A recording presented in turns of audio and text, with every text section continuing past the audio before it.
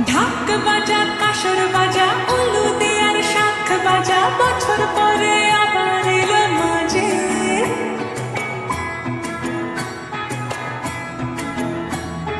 পুজো পুজো